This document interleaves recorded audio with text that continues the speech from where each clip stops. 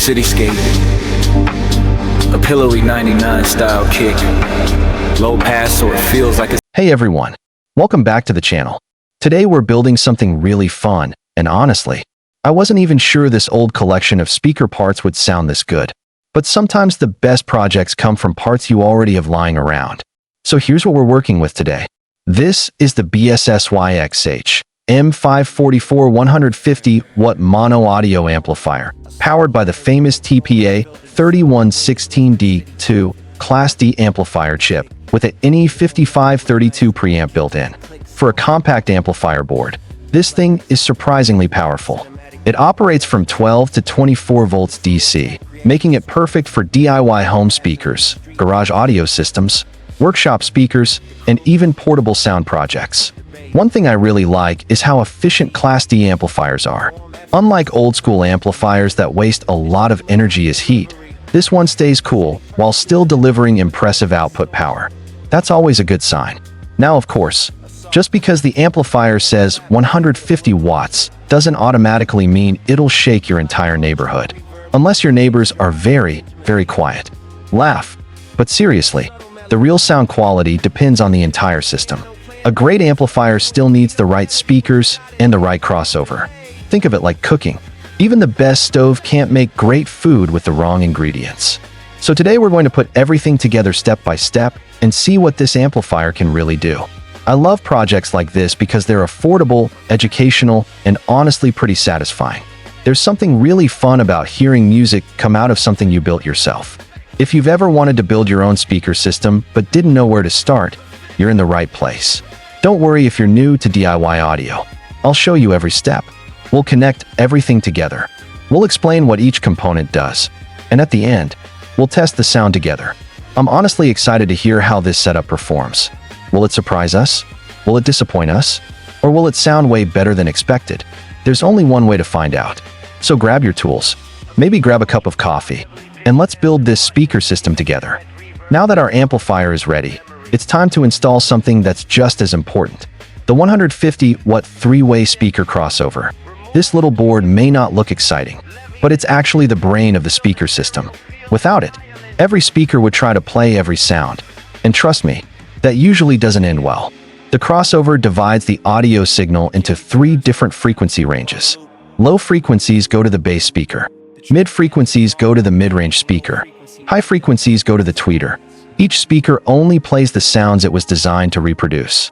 That means cleaner vocals, better bass, brighter highs, and a much more balanced listening experience. Today we'll carefully solder every wire according to the correct terminals. Taking your time here is really important. One loose connection can create distortion or unwanted noise, so there's no need to rush. Measure twice, solder once. That's usually the best strategy. And yes, I know soldering isn't everyone's favorite job. If you've ever accidentally soldered your fingers together, welcome to the DIY club. Laugh. Once everything is connected, our speaker system will be ready for the fun part, the sound test.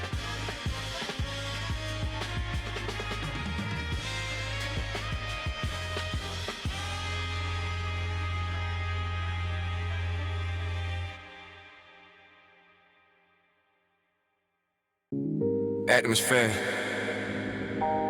A subtle layer of pink noise filtered to sound like wind at distant city traffic. The kick, a warm 9 to a 9 style kick with the click softened. The Clemens, a wide cinematic chord progression with a slow attack creating a swelling effect that feels like passing under streetlights. The cruise, the bass, a deep, warm FM sub-bass. It should be melodic and rubbery, sitting perfectly under the kick without any distortion. A soft, organic clap layer with a woodblock hit. Apply a large hall reverb but keep the mix dry for intimacy. Subtle melody, a muted electric piano playing a gentle echoing 3-note melody with a dotted 8-note delay. Reflection.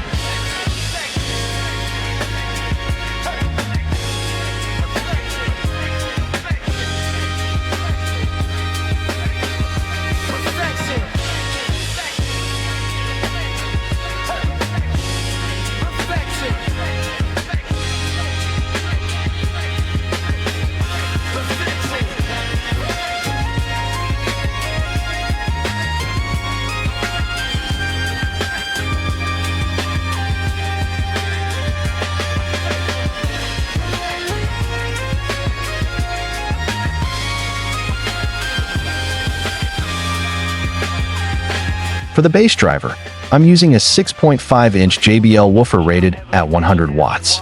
This speaker originally came from a JBL PartyBox 300, so it's built to produce deep, punchy bass with excellent efficiency. Recycling quality speaker drivers like this is a great way to build an affordable DIY system while still getting impressive performance. The fade out. The kick returns for a final 4-bar loop. The track ends with a long, decaying, low-frequency note that fades into silence.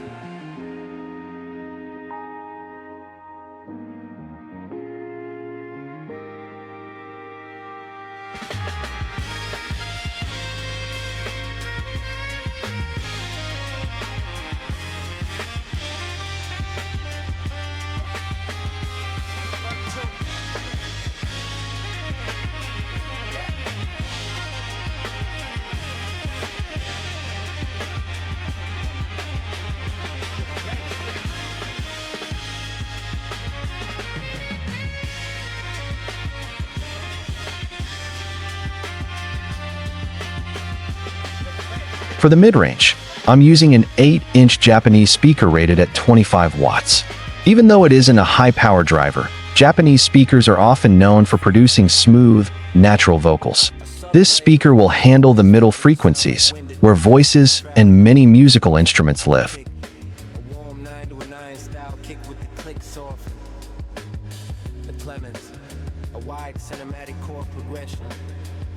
With a slow attack creating a swelling effect that feels like passing under streetlights. The cruise, the bass, a deep, warm FM sub-bass. For the high frequencies, I'm reusing an older tweeter. It may be old, but it still produces clear, crisp highs. Sometimes older audio components still have plenty of life left in them, and it's always satisfying to give them a second chance. Apply a large hall reverb but keep the mix drive for intimacy. Subtle melody, a muted electric piano playing a gentle echoing 3-note melody with a dotted 8-note delay. Reflection. Reflection. Reflection.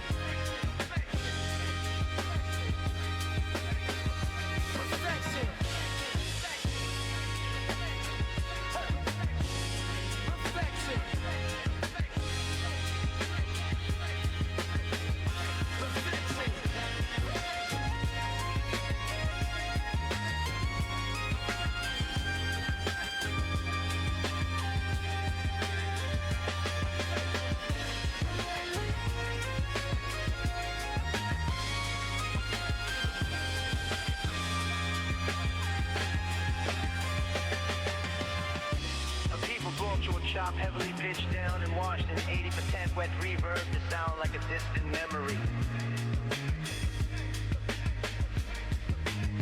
The shift. Remove. Everything is now connected.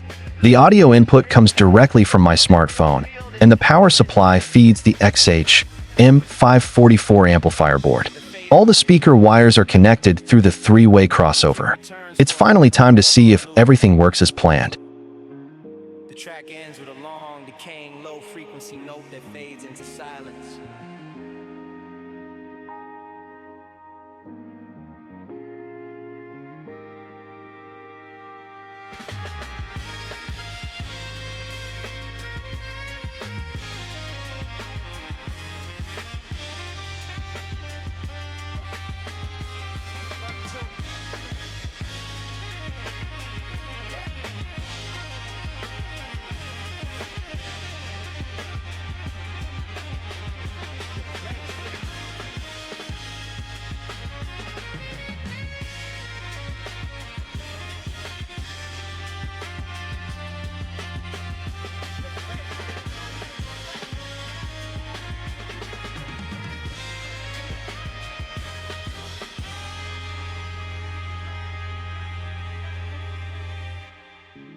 Atmosphere. A subtle layer of pink noise filtered to sound like wind of distant city traffic. The kick, a warm 9 to a 9 style kick with the click soft. The Clemens, A wide cinematic chord progression with a slow attack creating a swelling effect that feels like passing under streetlights. The cruise, the bass, a deep, warm FM sub bass. It should be melodic and reverie, sitting perfectly under the kick without any distortion. A soft, organic clap layer with a woodblock hit. Apply a large hall reverb but keep the mix dry for intimacy. Subtle melody, a muted electric piano playing a gentle echoing 3-note melody with a dotted 8-note delay. Perfection.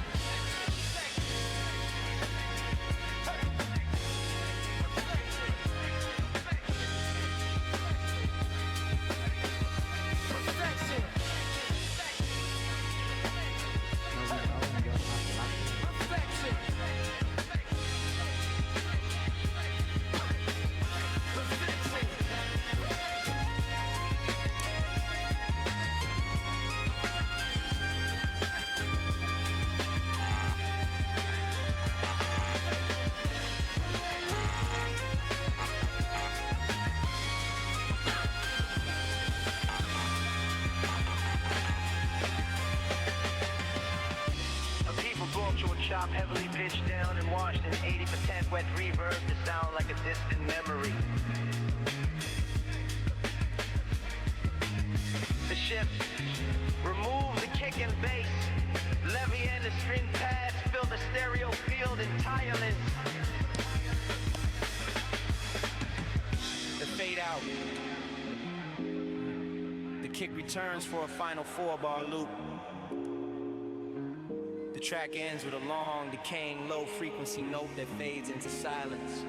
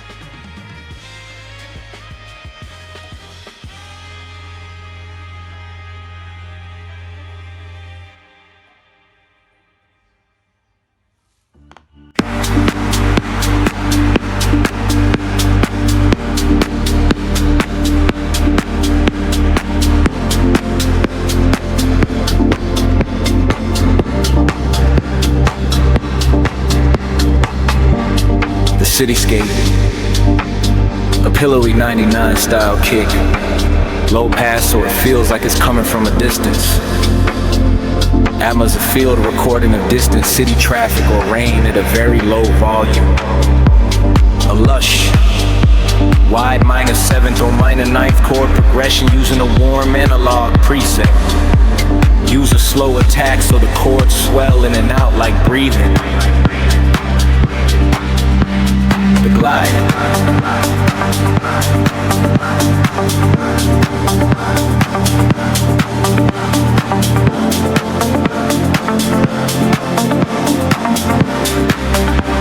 The days.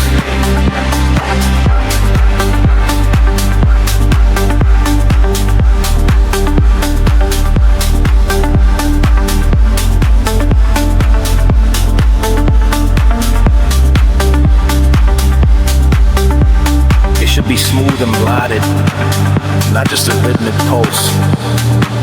Soft, layered with a wood block or rim shot for an organic, non-aggressive snap at a long, dark reverb tail that is sidechained to the kick.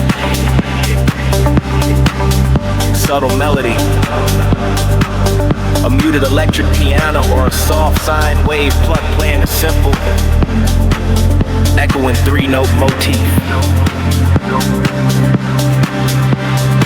The emotional